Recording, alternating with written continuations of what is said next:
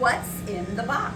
Let's take a look at what's in your share this week and what you can do with it. We have a lot of great things, including this awesome kale. So this is lacinato kale. It's a little bit, or dino kale, it's a little bit thicker than the other varieties of kale. So I like these in soups and stews, and I like to do these when I'm actually cooking, not just steaming. You can absolutely steam them, but it's a little more hearty. So I like it when it's a little more hearty. It can cook slightly longer than the other greens, which are really, really delicate.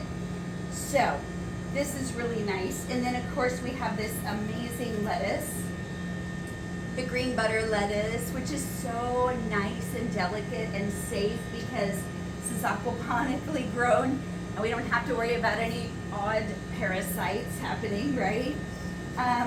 Then of course we've got our broccoli, which like I love to teach people, if you just take that last bottom 2 inches maybe off, you can actually eat the stem and the tops. I just cut it kind of thin because it's a little thick, and then I will cook it with the rest of my broccoli, whether you're steaming or it raw. It's a little more fibrousy, so usually I'll steam it or maybe saute it. But the flavor is still there and you get a lot of fiber in that. So you don't have to waste any parts, you can use it all. And then we have these ginormous zucchinis this week, you guys, they're so big, this is awesome. So when they're like this, I love to take a mandolin and do really thin slices of zucchini, and then I will lay them out and start layering things on top of them. So I'll have my chopped garlic and onion and a few other veggies in there, and I've even been known to put pinto beans and like a mash, almost like a refried bean thing, and then I do our cashew sour cream. I just sort of layer it up on there and then bake it in the oven. So good. But zucchini is very versatile because the flavor is a little more mild, so that it can go with just about anything that you're making, and that's really nice. Zucchini can also be spiralized for those zoodle noodles for grain-free, which is also nice. Then of course we've got these local beets. Again, if you're not a beet fan, don't be afraid of them. You can literally roast them with other root veggies like your potatoes and carrots, and you can actually make a really nice roasted bake with flavoring. So it's whatever flavors you like. I love to put rosemary when I do that because it's all in how you flavor things. And I'll use just a little bit of coconut oil just to bring some more unique flavor to everything. But speaking of these giant local carrots, you can also do an amazing juice. If you're a juicer, I would put this together with just a little bit of apple, and I would do the beet, carrot, and kale with apple, and I might put a little ginger in there. Really, really good to get more immune boosting things in there, heart healthy things for your body. So these are very helpful things of what you can do with what's in your share this week. And of course we've got avocados. I like to ripen mine in a paper bag with an onion and maybe garlic. Just put it on the counter, rolled down in a day or two, and it'll ripen really quickly, which is nice. And then, of course, slice that up, and I would put it on top of that zucchini layered thing that I was telling you about. That's really good. But this is so much fun. Anaheim peppers, y'all. These are great local peppers. I love working with Anaheims because great flavor, but I love stuffing them. So I will take them and slit them open this way, take the seeds out, open them up, and then I actually will roast the onion, which we have a giant red onion here. Red onion's really good with this. A little bit of garlic, and that's where I'll put maybe black beans in there and my version of cheese. And then I will put the avocado slices on top when it's done roasting. The thing about roasting these is they actually will roast pretty quick. So it doesn't take much, and amazing flavor. Are they hot? They have a little bit of heat, but they have more flavor than heat. So I love that about Anaheim's. It's gonna give you a little pop, but not too much. And look at the colors that you can get in there. It looks amazing. So lots of ideas of what you can do this week.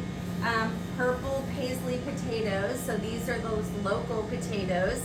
And yes, when you open them up, they are kind of white and purple.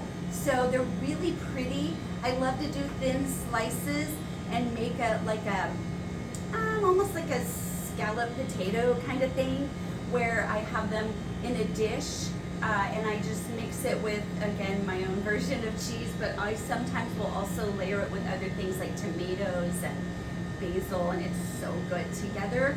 But these are amazing, and they have a little bit less starch, and because of that purple, they have the anthocyanins in there, and that's really good for your immune system, and that's very helpful. Grape tomatoes. We love this for summer. This is a great addition to the top of any salad or any dish that you're making. Again, I would probably slice them in half and put them on top of those roasted Anaheim peppers because yum, that's really good. And then of course we have our microgreens, which are amazing. This is your vitamins and nutrients all in a box. I make a full salad out of this. This is my base with just a little bit of actual lettuce, and then put some other things on top of there, like your carrots and things, and it's really, really good. We also have these giant portobello mushrooms. So these are really good chopped up on top of those Anaheims. So that's a good combination. I just usually take the gills, which is the back part, off so that you don't have that in there because it's not the best flavor. This is also fruit share stuff that we have, and we have some unique stuff this week in fruit share. The Gala apples are great. Again, like I said, apples are not doing as well right now because we're totally done with the season. The drought made it a shorter season, and we're kind of waiting for the end of September for the new season of apples, but there's a few stragglers out there. We also have red pears. Love red pears. So these will taste a little more flavorful than the green ones and not as astringent, a little more sweet, a little more flavor, which I love. And then we've got these giant peaches and plums, which is so nice for stone fruit for summer, and local Asian pears. Yes, they have freckling. This is just what Asian pears do. This is normal, and it doesn't mean anything's wrong with it at all. It's really good though. Asian pears have a different flavor, almost a spice to them. So I love working with them cooked or raw, either way. And of course we have our blueberries. So these are really nice. It's that time of year, y'all. We can still have blueberries. They're not as sensitive as the other berries, so they're a little stronger. And then of course green grapes, which one of my favorite summer things to do is to freeze them. I wash them off and freeze them, and they're such a good way to cool off. Oh, I love it. Then we have these odd guys, y'all, local jujubes. What is that, right? So jujubes are interesting. If you eat them like this, when they're a little less ripe, they actually taste more like a crisp apple, maybe a pear. They should start to do something called molting, which starts to change brown. And when it becomes more brown like this, the flavor changes. And when it becomes way more brown, it's more like a date flavor. So it's really nice that you can have the same fruit taste totally different according to the stages. And no, there's nothing wrong with it because it's browning. That's what it's supposed to do. There is a little bit of a pit on the inside there, so just be mindful of that. But we do have quite a few things here to work with this week. And members, of course, we've just emailed you some recipes of what you can do with all of these that are very structured. And if you enjoy videos like this, just give it a like. We really appreciate you sharing it with your friends. Thanks, guys.